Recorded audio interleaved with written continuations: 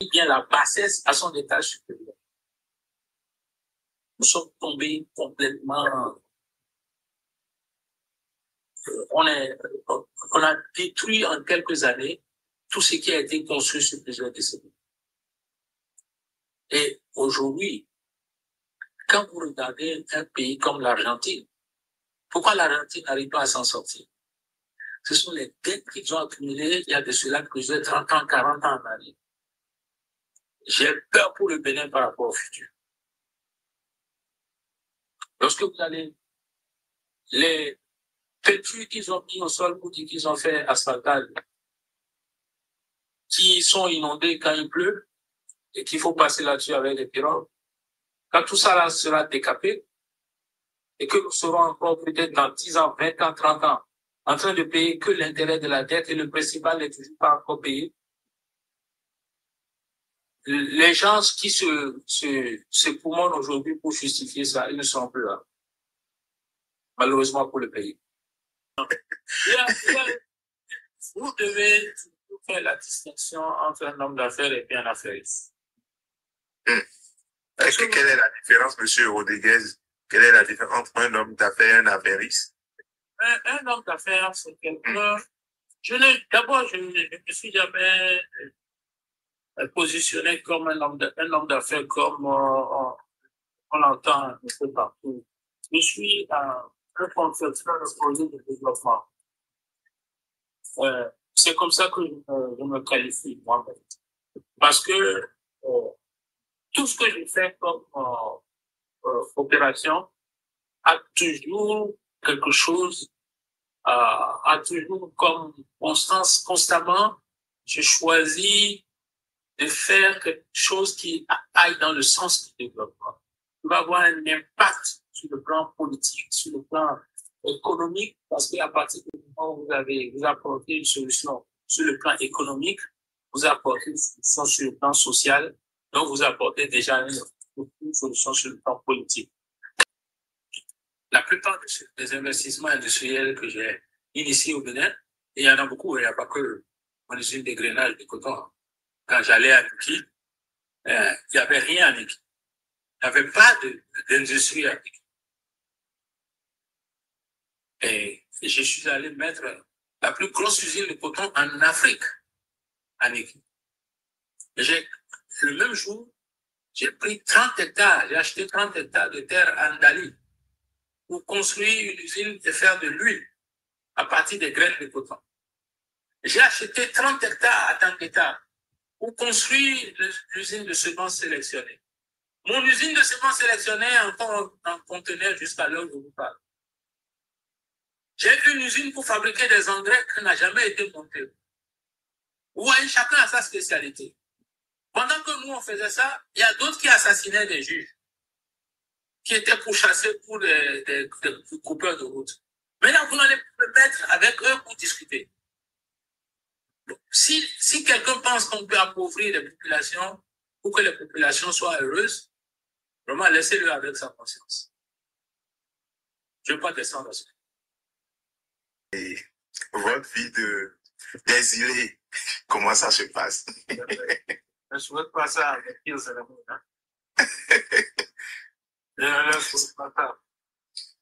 Ça fait quoi de vivre hors de son pays pendant 5 ans, 10 ans? Parce que moi, je suis en train de faire 11 mois, mais je suis fatigué. Ça fait quoi, ça? Ça fait quoi? Avant que je ne me retrouve dans cette situation, je pense pas, je n'ai jamais pensé que j'aurais pu tenir. Vous savez,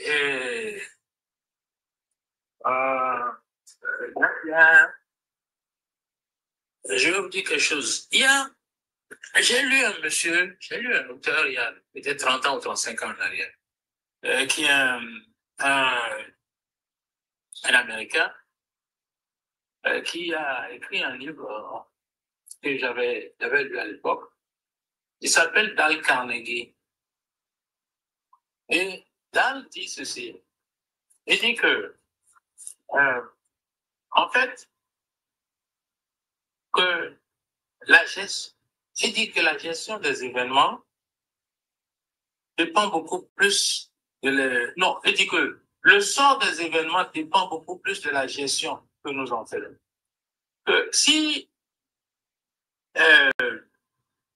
tout événement qui survient dans la vie est, est porteur de deux germes.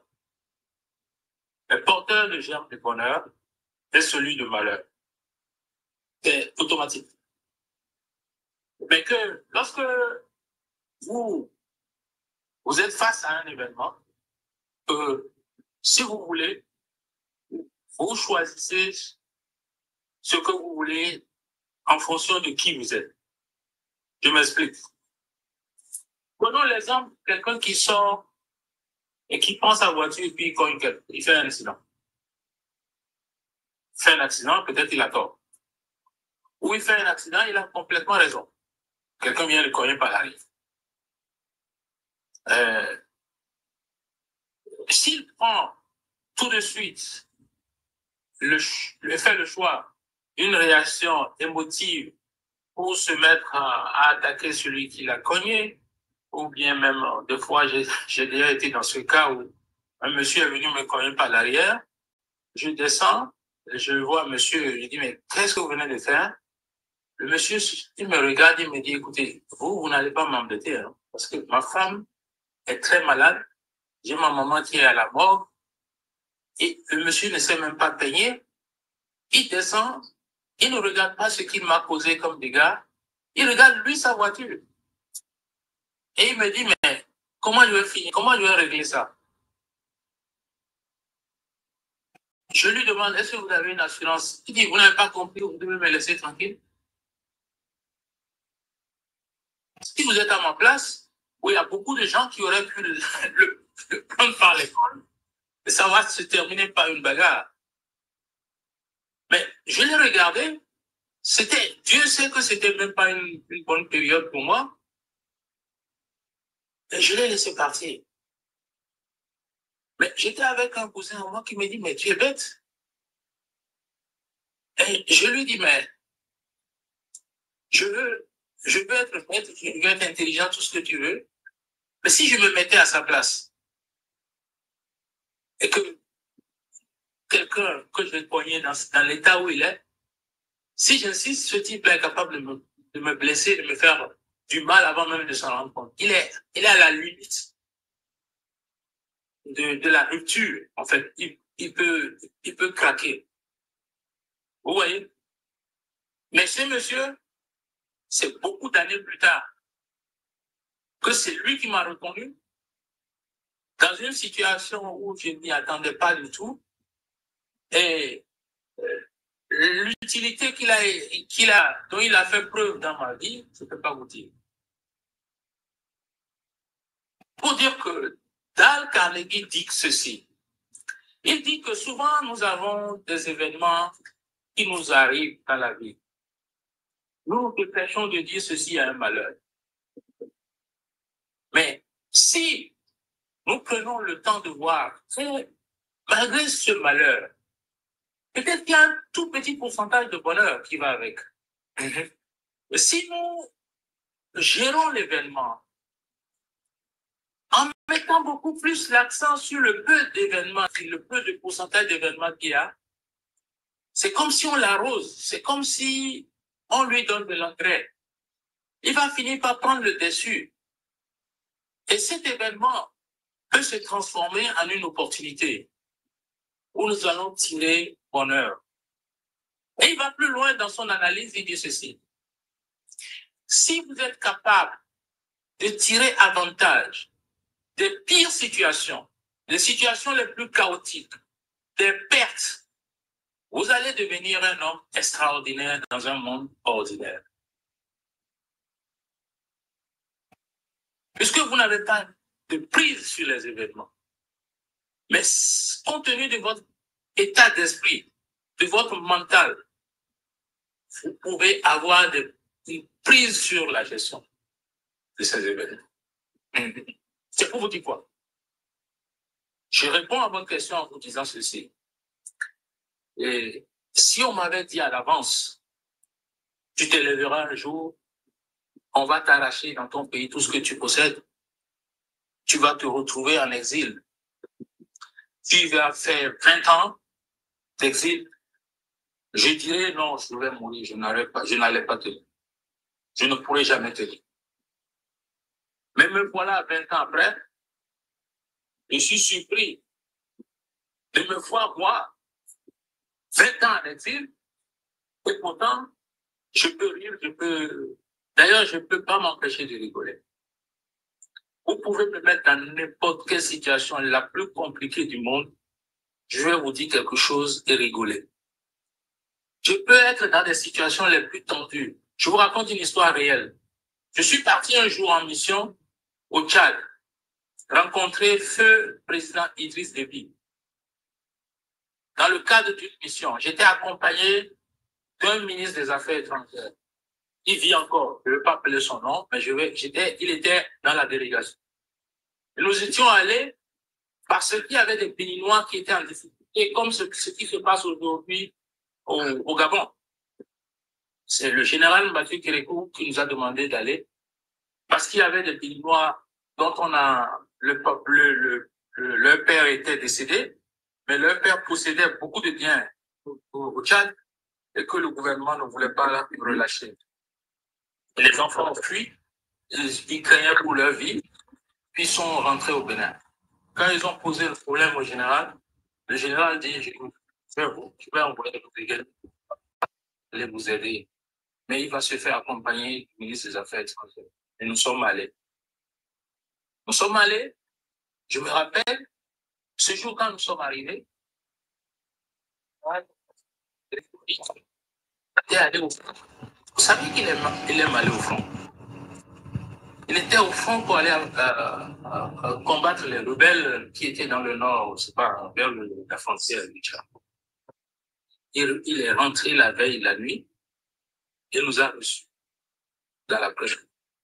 Mais il y avait déjà une tension politique entre le Bénin et le Tchad, compte tenu du fait que beaucoup de Tchadiens vivaient au Bénin et qui étaient considérés comme étant des opposants au président tchadien. Et le président tchadien aurait bien voulu qu'on les déporte, qu'on les installe vers le Tchad. Le général.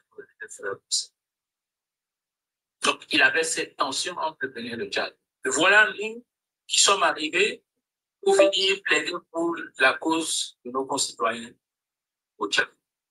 Le monsieur n'était pas du tout là pour nous accueillir.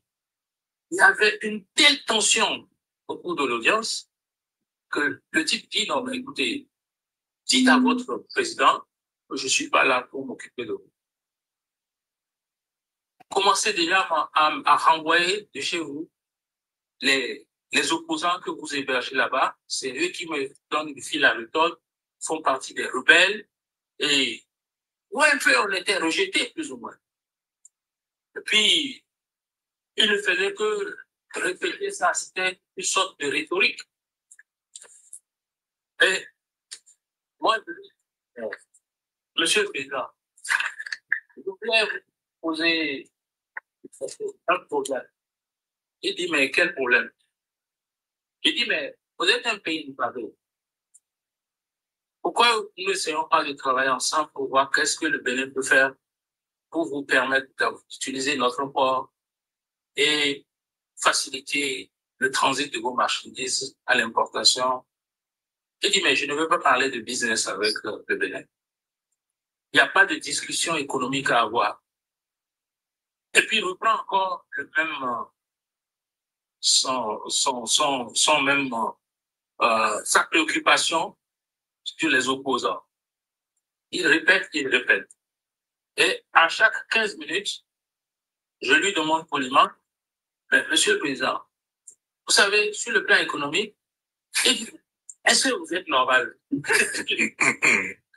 Je dis non, mais parce que je pense que nous pouvons travailler ensemble et en travaillant ensemble, vous allez voir que nous allons dissiper tous ces problèmes-là. Et puis, il me regarde, il sourit et il reprend son sujet. 15 à 20 minutes après, Je l'arrête encore, je recommence avec la même chose. Il dit, toi là. Maintenant, il me tutoie. Il dit, viens t'asseoir à côté de moi. Bon, maintenant, parlons de business, puis laissons tomber cette histoire de politique, parce que lui ne veut rien comprendre que ça. Vous savez, j'ai tourné cette rencontre en une rencontre de partenariat. C'est lui qui a donné les instructions pour débloquer la situation de nos concitoyens qui étaient en difficulté. Et dit, je te donne, toi personnellement, je te donne la charge d'aller prendre un territoire dans le port de Cotonou pour gérer ça pour le compte du gouvernement tchadien. Je vais venir faire moi-même si ça peut faire. Mais dites au général que je suis prêt à discuter avec lui pour que tout ça là se transforme en une bonne relation. Mais il faut arrêter d'héberger les gars qui viennent nous agresser.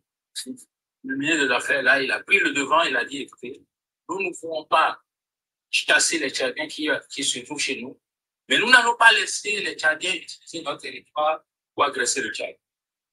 Ça, vous pouvez compter sur nous. Et on va prendre les services de sécurité des deux pays pour essayer de régler cet aspect-là. Vous voyez, pourquoi je vous donne cet exemple? C'est spontané, c'est ce qui passe dans ma tête comme ça, je vous donne un exemple. Je n'étais pas un fonctionnaire de l'État béninois. Moi, j'étais un homme d'affaires, mais le général avait trouvé que je pouvais faire partie d'une telle mission. Il m'a envoyé. Et je vous dis que j'ai plein d'expériences de ce genre, du vécu, pour revenir à dire que c'est vrai que on m'a chassé de mon pays, on m'a arraché ce que j'ai réalisé sur 35 années, de multitudes de projets de développement, d'industrie, des investissements qui se chiffrent à des centaines de milliards et tout ça. Mais si on quitte même le cadre complètement commercial et puis complètement humain, mais il existe, j'aime bien faire recours à l'histoire quand je parle, quand je dis, quand j'analyse. Ouais, même quand vous allez vous regardez dans les livres religieux, vous regardez dans la Coran et autres, et c'est pas parce que même ceux qui sont censés être des élus de Dieu ont eu des difficultés. Le prophète Mohammed, à son âme, a connu l'exil. Le prophète Élie, dans la Bible, a connu l'exil. Qui suis-je pour ne pas connaître l'exil? Moi, je me bats comme un être humain, mais je me soumets à la volonté de Dieu. Est-ce que j'ai répondu à votre question? Vous avez très bien répondu à notre question. Et je vais, alors, comme nous l'avions dit à l'entame de cette émission, ou bien de cet entretien, nous allons parler des questions de liberté. OK, l'état des libertés aujourd'hui en République du Bénin, liberté et démocratie.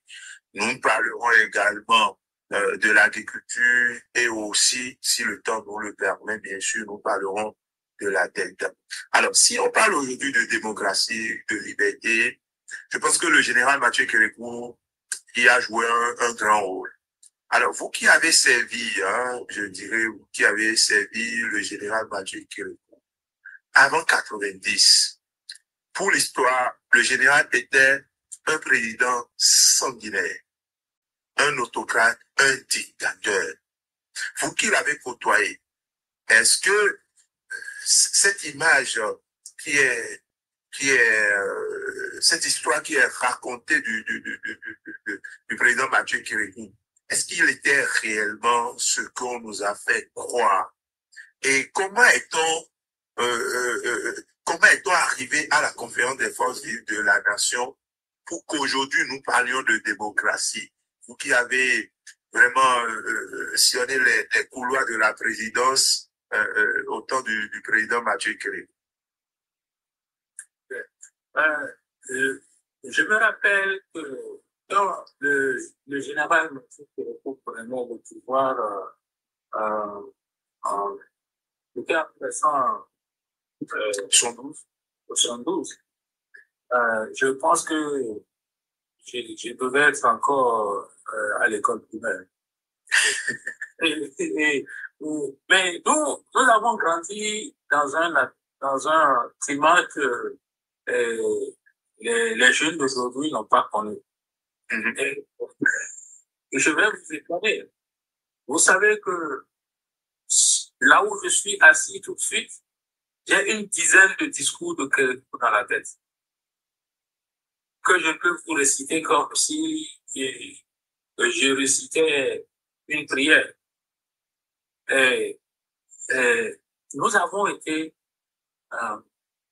marqués par cette époque. Vous savez, on pouvait reprocher ce qu'on veut au régime PAPB. Le courant aujourd'hui qui est appelé le courant panafricain, qui vous disent que Kérékou, le général Kérékou, à son époque, était déjà un panafricain.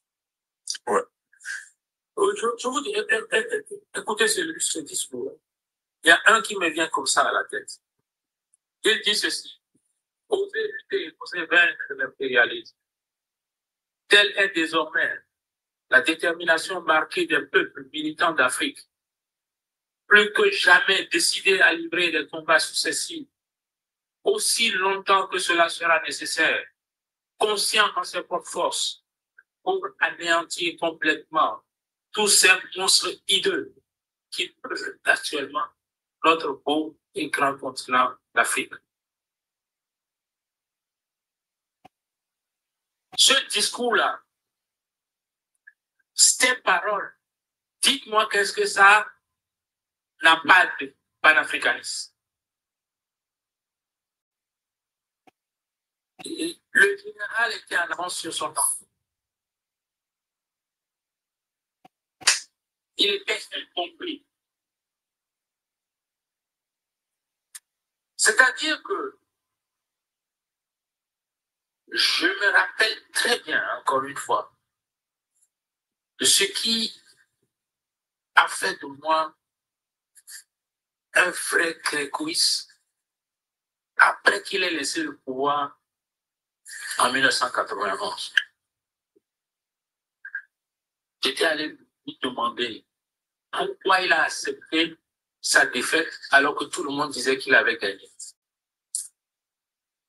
Et il m'a répondu: j'ai choisi de partir parce que si j'insistais pour rester, ce n'est que mon pays qui sera détruit. Donc, les amis, ceux qui sont en bas, vous recevez 5 sur 5 comme invité, j'espère. Est-ce que vous nous recevez 5 sur 5? Allons-y, monsieur Rodriguez. Je ne pouvais pas, je ne peux pas, dans ma tête, comprendre autre chose de lui. C'est vrai qu'il est un être humain qui fait des erreurs et qui a été embarqué dans une où il y a eu des victimes. Dire qu'il n'y a pas eu de victimes pendant la Révolution, c'est faux. Il y a eu des victimes. Il y a eu des personnes qui ont été arrêtées au nom de la Révolution, mises en prison. Certains sont morts. Les personnes qui ont été victimes pendant la Révolution, les gens n'ont jamais été dédommagés. Le général, c'est un personnage complexe. C'est encore lui qui, après temps, a abandonné le pouvoir et a été le précurseur du processus démocratique en Afrique. Qui, en Afrique, avant le général Mathieu Kérékou, avait eu le courage de convoquer une conférence nationale pour discuter avec ses opposants, ceux qui l'avaient même déjà condamné à mort, ceux qui avaient déjà participé à des coups d'État contre lui, qui ont participé aux opérations de mercenariat contre lui. Je me rappelle le jour où il y avait les mercenaires qui sont arrivés à Cotonou. C'était en 117. La veille, moi je voulais sortir pour aller, on appelait ça les balles de nuit. avec les amis, mon père m'a dit non. Mais la nuit, j'ai fabriqué un bonhomme dans mon lit, je l'ai couvert et je suis parti quand même. Et c'est la femme de mon père qui a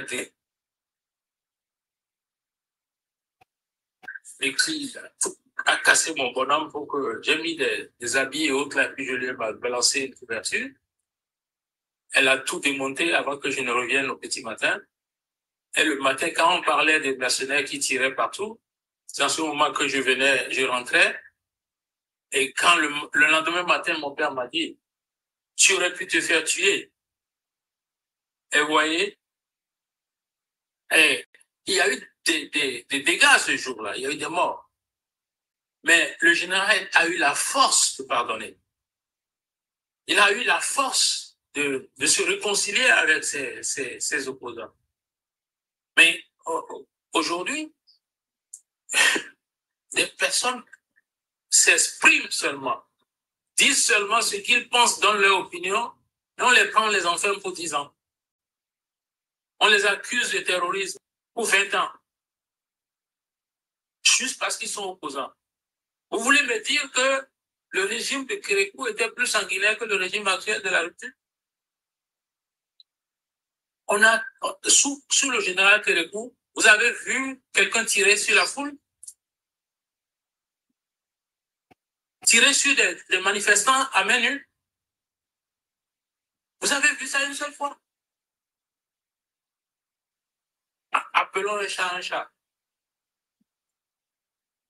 On ne peut pas dire que le régime PRPB, à cette époque, était un régime à 100% pacifique. C'est faux.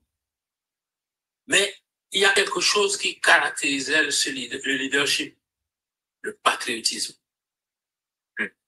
l'amour de la patrie. Il peut s'être trompé, mais il y avait ce fond-là qu'on ne peut pas nier. Le général il n'a pas acheté un appartement à Paris. Il n'a pas acheté un appartement à New York. Il a toujours dit, il n'a pas de compte, bancaire sécurisé quelque part en Suisse. Pour son époque, il faut quand même le souligner. On ne peut pas le prendre et le comparer à Mobutu ou au chef d'État de son époque. C'est faux. Il avait cette particularité.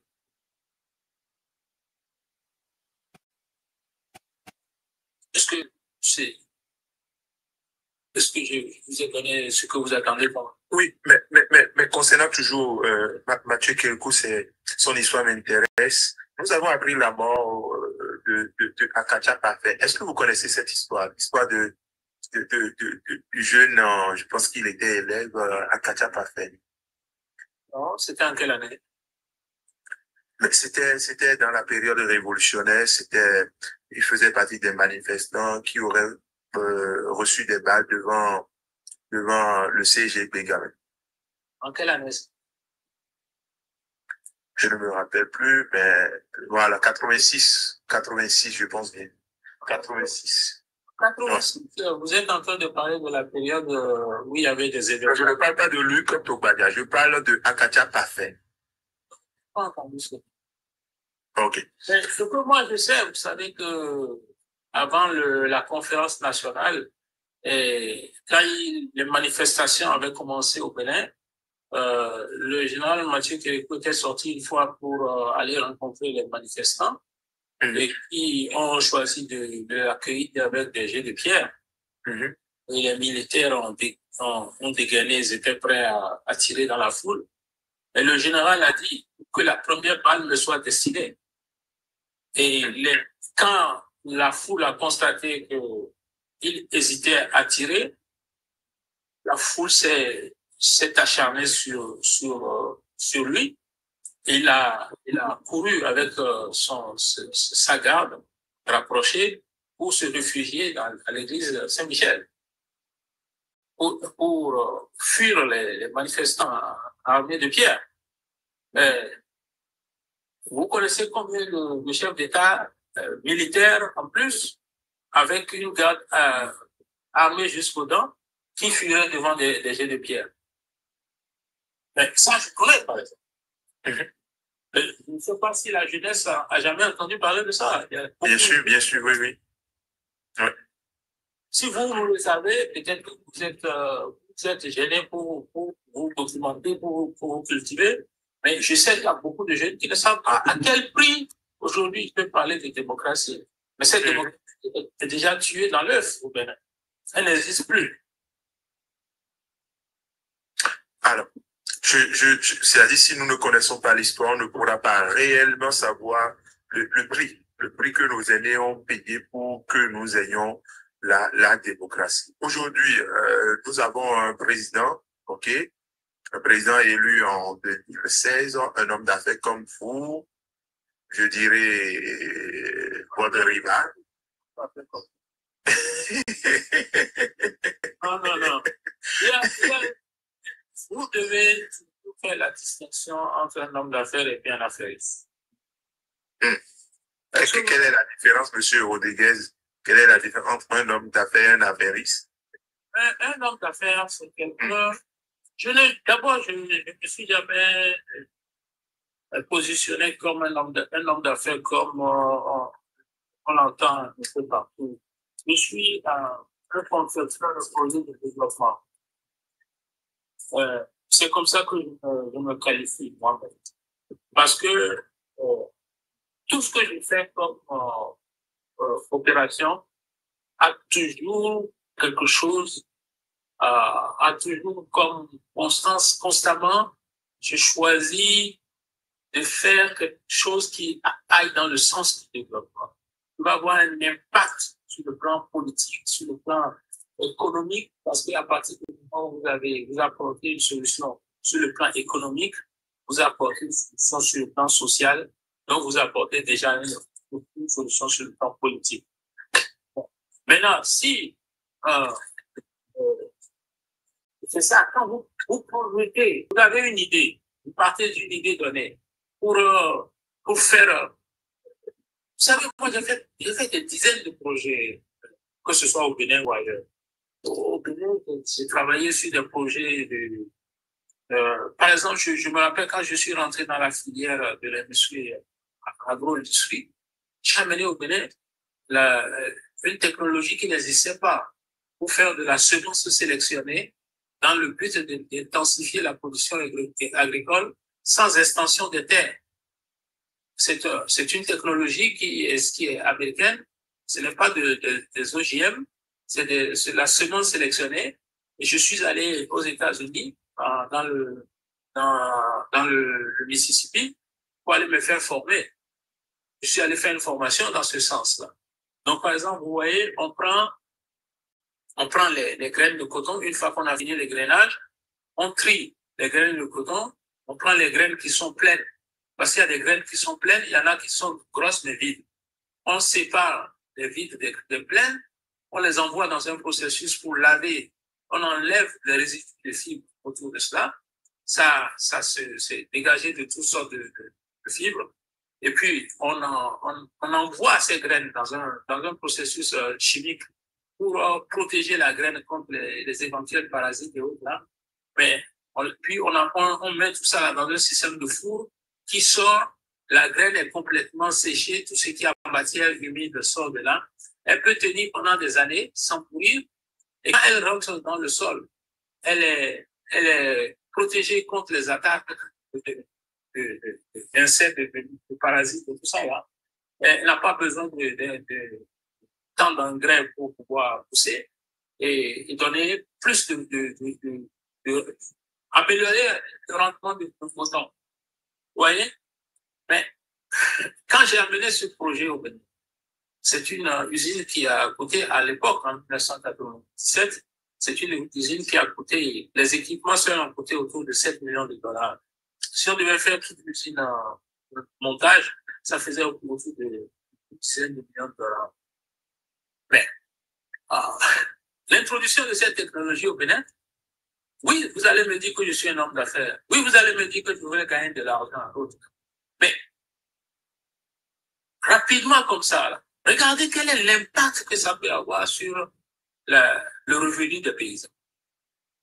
Quelqu'un qui a 1 hectare de terre cultivée, qui avait l'habitude d'avoir peut-être 700 kg de coton par hectare, peut se retrouver à avoir 2 à 3 tonnes par hectare. J'amène quelque chose qui apporte du bien-être à l'ensemble. Donc, c'est ça que j'appelle un homme d'affaires. Mais un affairiste, c'est quelqu'un qui fait comme Patrice, qui s'accapare. D'abord, lui, il attend toujours quand quelqu'un amène un business. Il va s'accaparer de ça. Ou c'est pour l'État, ou c'est pour un privé. Mais il a toujours la formule qui aboutit au même résultat. Il s'auto-octroie le projet. Mais ce n'est pas pour développer, c'est pour se faire de l'argent, même si c'est sur le sang et la sueur des autres. Ça, c'est une affaire. Donc, je n'accepte pas qu'on me traite pour me comparer à lui. Je ne suis pas prêt à gagner de l'argent, quel que soit le prix. C'est comme quand j'étais avec le général Mathieu Téréco, que je voyageais avec lui dans mes avions, j'allais lui connaître. Beaucoup de gens m'ont approché. Comme vous avez une couverture diplomatique avec avion, on va transporter de la drogue. Moi, Rodriguez, je vais transporter de la drogue. Et je leur demande, si vous apprenez que quelqu'un vend de la cocaïne à votre enfant dans son école, vous serez content? Combien de repas je mange par jour? Que si je ne vends pas de la drogue, je ne suis pas un homme heureux. Et je réponds, l'argent que je vais gagner et qui va me conduire à développer une maladie incurable ne m'intéresse pas. Aujourd'hui, regardez le Bénin. Regardez le niveau de pauvreté ambiante. Regardez, c'est un système qui est mis en place pour appauvrir le maximum de citoyens. J'ai parlé à un haut cadre au téléphone hier, quelqu'un que je connais qui avait rang de ministre. Il m'a dit, mon frère, est-ce que tu peux me trouver 50 000? J'ai dit, mais qu'est-ce qui t'arrive? Je ne peux pas. Et puis, quand vous donnez aujourd'hui 50 000, 100 000 à quelqu'un, et peut-être en demi de journée, l'argent est fini. Parce qu'il y a l'inflation. On ne mesure rien au Bénin. On a seulement le discours. Vous avez constaté que quand les jeunes sont allés la dernière fois à la présidence, pour soi-disant échanger avec la juste alors, vous avez constaté que il y a deux choses sur lesquelles je vais attirer votre attention. OK. Il n'a pas osé sortir un seul chiffre. Mais il a parlé de plus ou moins de son bilan. Aucun de ces ministres n'a eu droit à prendre la parole. Est-ce que vous avez constaté ça? Comment vous pouvez mesurer l'économie, vous pouvez mesurer les résultats de votre politique si vous n'avez pas de chiffres? Mais on a vu les jeunes qui ont applaudi. C'est comme que c'est qu'ils ont compris. Des otages. Vous connaissez combien parmi eux qui pouvaient vraiment prendre le risque? Combien qui pouvaient prendre le risque d'affronter ce monsieur-là?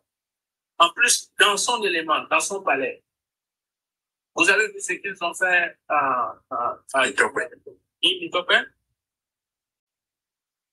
Lui, il planifie tout. Quelqu'un que vous allez rencontrer, qui vous filme à votre insu, et puis après, il prend l'enregistrement pour voir ce qu'il peut exploiter là-dedans et publier ça sur les réseaux sociaux pour vous discréditer.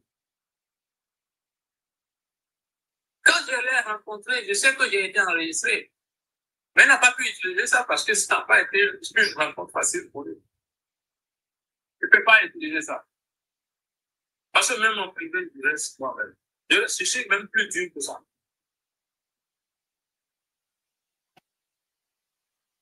On ne meurt que 2 fois. Vous avez déjà entendu ça? Non, jamais. On ne meurt qu'une seule fois, c'est ça, on entend. C'est un film de James Bond.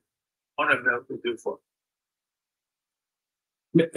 Oui, mais monsieur Rodriguez, oui, vous parliez tantôt de la misère et de la pauvreté au Bénin, mais un ministre conseiller du Bénin, pour ne pas le nommer, Rachidi Guadamassi, a dit que les Béninois sont pauvres, mais ils sont heureux. Bon, je vous ai dit la dernière fois, quand j'étais sur votre plateau, que je n'ai pas envie de descendre dans les carrières. Vous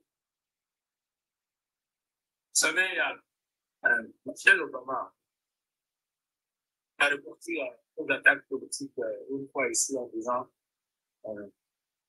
quand ils veulent nous tirer vers le bas, restons un peu haut. Au Bénin, il y a des spécialités. Donc, moi, je ne peux pas, dans les années sous le général, pour construire des usines, pour construire je vous donne, je précise quelque chose. La plupart des investissements industriels que j'ai initiés au Bénin, et il y en a beaucoup, il n'y a pas que mon usine de grainage de coton. Quand j'allais à Niki, il n'y avait rien à Niki. Il n'y avait pas d'industrie à Niki. Et je suis allé mettre la plus grosse usine de coton en Afrique à Niki. Le même jour, j'ai pris 30 hectares, j'ai acheté 30 hectares de terre à Ndali pour construire une usine et faire de l'huile à partir des graines de coton. J'ai acheté 30 hectares à Tangueta pour construire l'usine de semences sélectionnées. Mon usine de semences sélectionnées est encore en conteneur jusqu'à l'heure où je vous parle. J'ai une usine pour fabriquer des engrais qui n'a jamais été montée. Vous voyez, chacun a sa spécialité.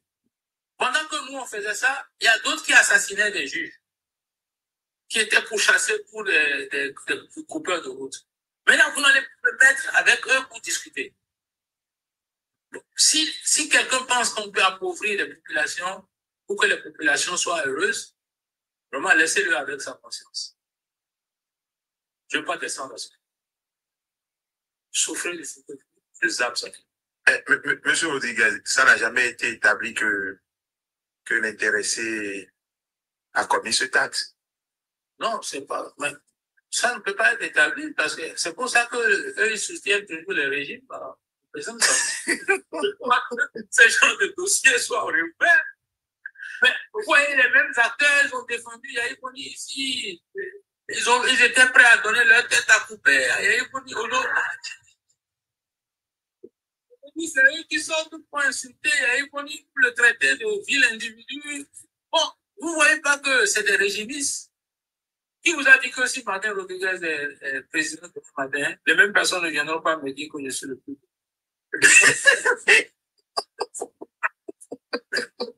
Bon, c'est le contraire qui m'étonnerait, quoi. Bon, et c'est les gars qui ont coûté des centaines de millions de dollars au président Diabo. Le président Diabo, il les a suivis, vous avez vu ce qu'il a.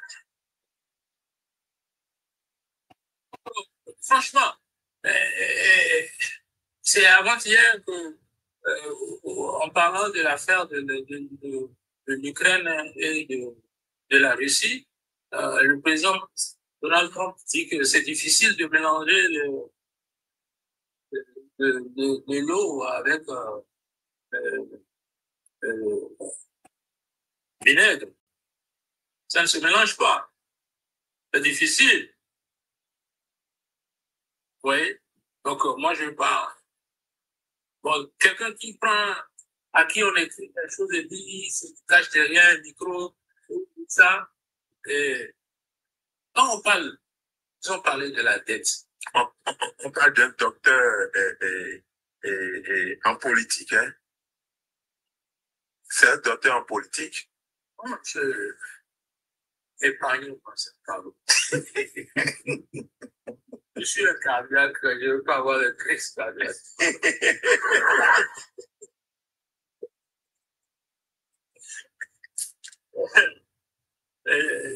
Parlons de choses qui vont nous faire avancer, qui vont avancer le pays.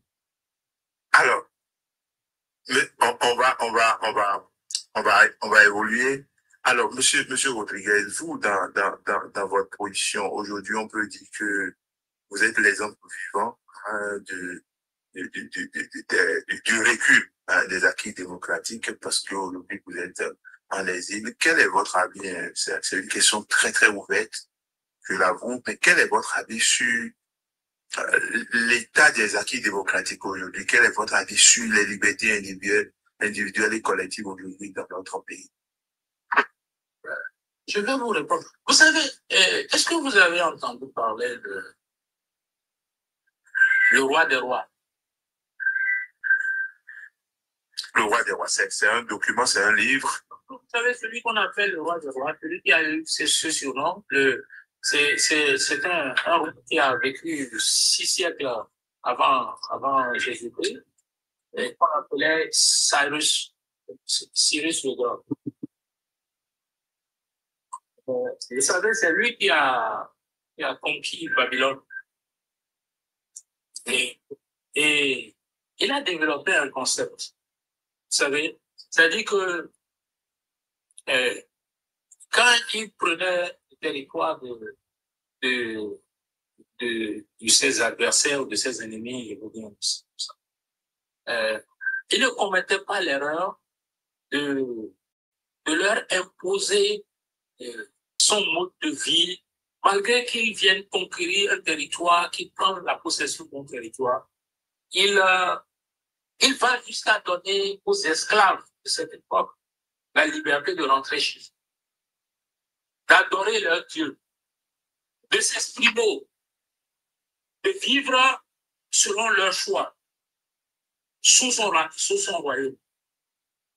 Vous voyez, à tel enseigne que le roi Cyrus, en anglais, il a conquis des royaumes et la logique à l'époque veut que quand vous conquérez un territoire comme ça, vous exécutez le souverain du territoire ennemi. Vous savez qu'il a pris des territoires et il a nommé les souverains qu'il a vaincus, il les a nommés conseillers. Donc, ça a surpris plus d'un pour son époque, mais ça a le mérite d'avoir une grande adhésion par rapport à sa politique. Et vous voyez qu'aujourd'hui, nous sommes à une époque où on a l'impression que pour Patrice Talon, rien n'a existé avant que lui ne devienne président. Exactement. Avec ces 23% qui ont été d'ailleurs truqués, et sans, parce qu'il n'a jamais été deuxième, en fait, par rapport aux élections de 2016. Ça, c'est un autre débat. Et il a juste réussi à gruger celui qui lui a fait confiance avant, pour se retrouver aujourd'hui dans le fauteuil et dire qu'il est le président du Bénin. Et depuis lors, il n'a jamais pu organiser une seule élection. Donc, si on parle de démocratie, ça n'existe plus au Bénin. Nous n'avons plus de démocratie. Si ça avait existé, ce n'est plus le cas aujourd'hui. Mais parce que il suffit seulement que vous exprimez ne serait-ce que 10% de réserve par rapport à leur intention pour que vous deveniez un danger. Qu'on vous envoie foutir dans les prisons. L'industrie de la répression. Franchement, c'est la bassesse à son étage supérieur. Je dis bien la bassesse à son étage supérieur. Nous sommes tombés complètement. On a détruit en quelques années tout ce qui a été construit sur plusieurs décennies. Et aujourd'hui, quand vous regardez un pays comme l'Argentine, pourquoi l'Argentine n'arrive pas à s'en sortir? Ce sont les dettes qu'ils ont accumulées il y a de cela plusieurs 30 ans, 40 ans en arrière. J'ai peur pour le Bénin par rapport au futur. Lorsque vous allez, les peintures qu'ils ont mis au sol pour dire qu'ils ont fait asphaltage, qui sont inondées quand il pleut, et qu'il faut passer là-dessus avec les pirogues, quand tout ça là sera décapé, et que nous serons encore peut-être dans 10 ans, 20 ans, 30 ans, en train de payer que l'intérêt de la dette et le principal n'est toujours pas encore payé, les gens qui se poumonnent aujourd'hui pour justifier ça, ils ne sont plus là. Malheureusement pour le pays. Alors, aujourd'hui, vous avez parlé de l'asphaltage, mais c'est quelque chose de très bien pour le peuple béninois. On est content aujourd'hui de l'image que présente Cotonou, Ouidah, Calabi, Porto-Novo. Vous aimez ce qu'on appelle les blondes béninoises? Les blondes béninoises? Oui, vous connaissez ça? Non. Celles qui passent des produits pour devenir blondes comme Fatuna, et qui mettent des mèches sur la tête et qui sont...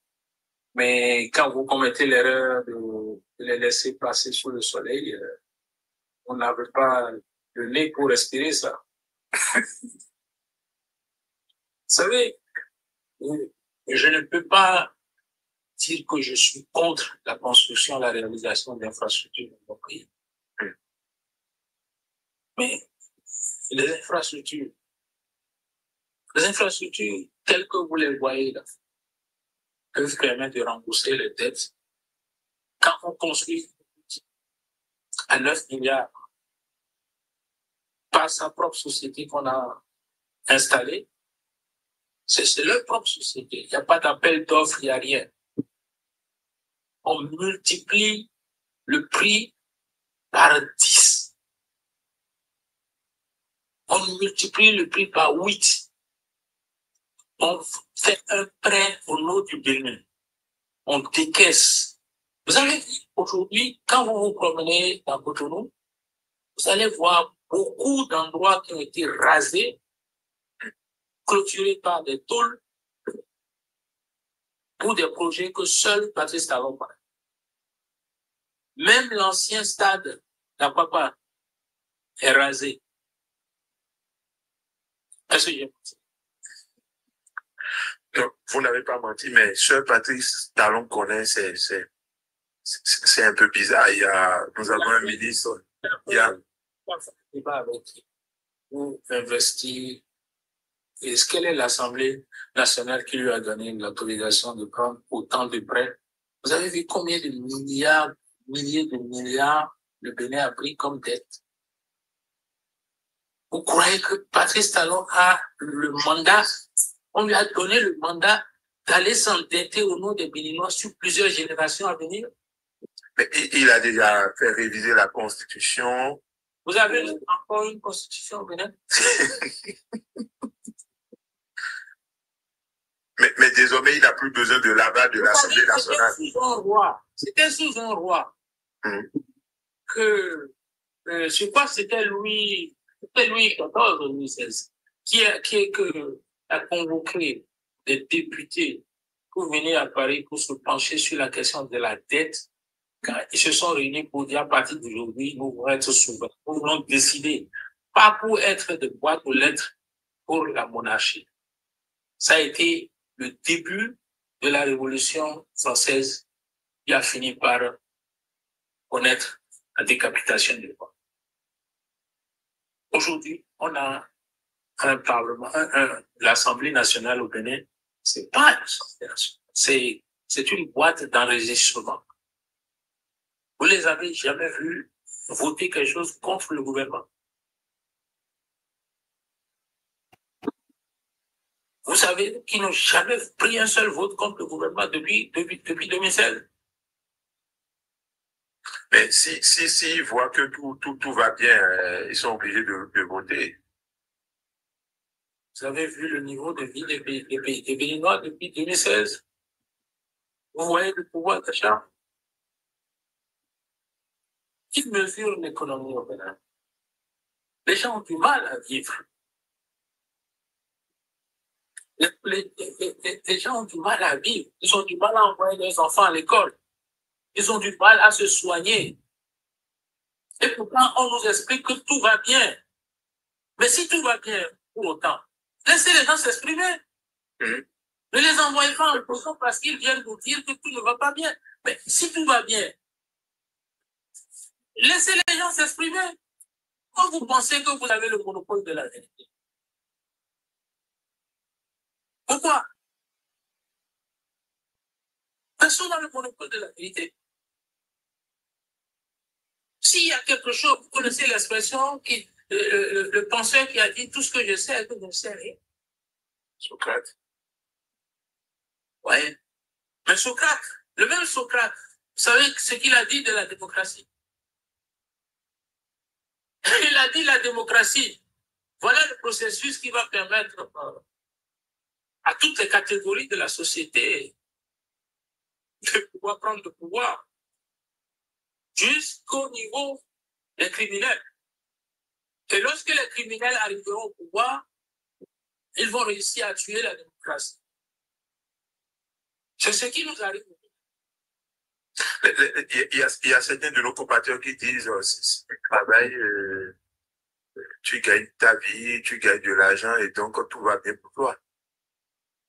C'est pour ça que quand les paysans béninois produisent leur coton, leur soja, leur cajou, ils n'ont pas le droit de bénéficier du fruit de leur travail.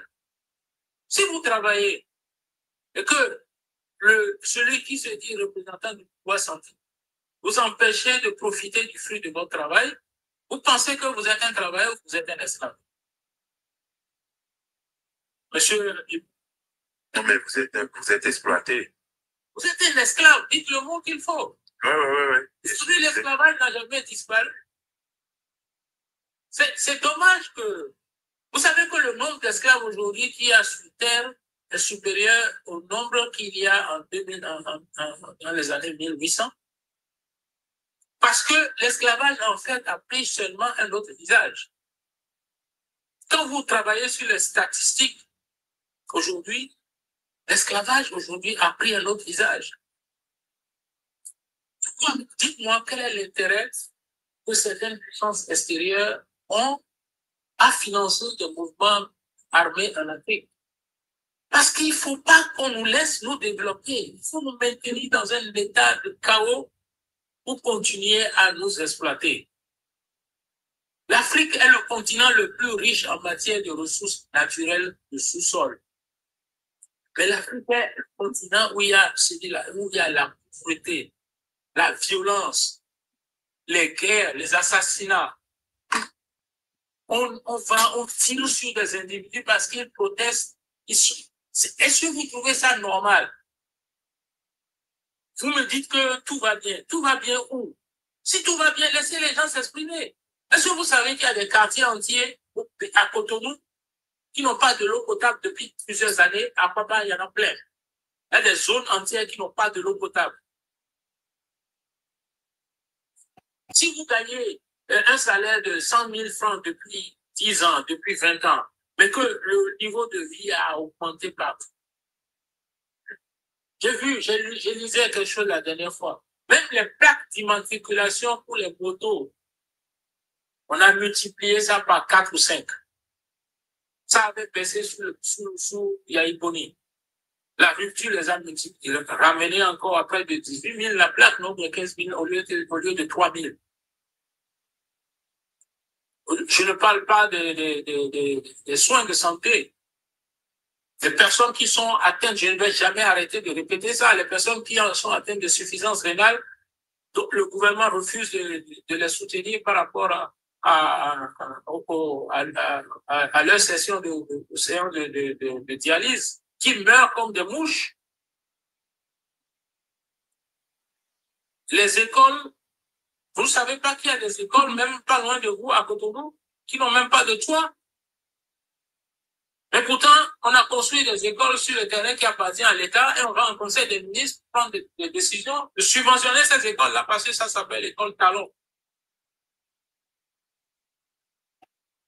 L'injustice aujourd'hui, c'est le standard, c'est la norme, en fait. Dans tous les domaines, donne-moi un seul domaine où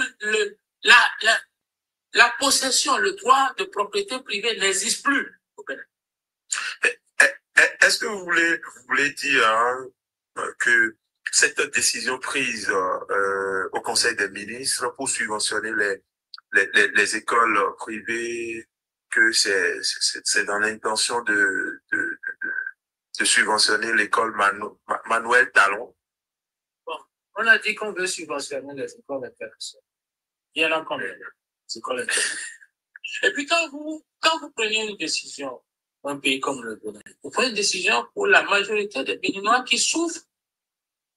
C'est bientôt la rentrée scolaire. Combien de parents béninois ont les moyens de payer l'école de leurs enfants? Combien ils sont? Combien ils sont? De pouvoir faire face aux besoins. Même aujourd'hui, pour s'inscrire à l'université, ce n'est pas gratuit. Même si vous finissez de payer, vous étudiez dans quelles conditions? Est-ce que vous savez que le régime Talon a fermé des universités qui étaient hors du territoire? Il y a des universités qui ont dit...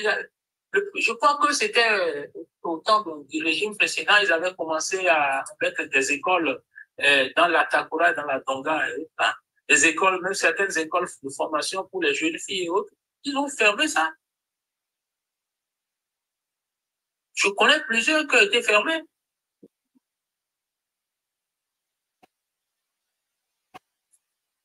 Dites-moi, donnez-moi l'exemple de qu'est-ce qui marche en dehors des asphaltages qu'eux-mêmes se subventifient, ils se font l'argent à Togo. Tout ce qui a comme activité qui rapporte de l'argent est devenu la propriété du Patrice Talon. C'est comme ça sur le développement d'un pays. Mais Monsieur Rodriguez, est-ce qu'on ne peut pas dire aujourd'hui que c'est un choix politique, une vision politique, que Patrice Talon a choisi de mettre l'accent sur les infrastructures et le prochain gouvernement va travailler sur le capital humain?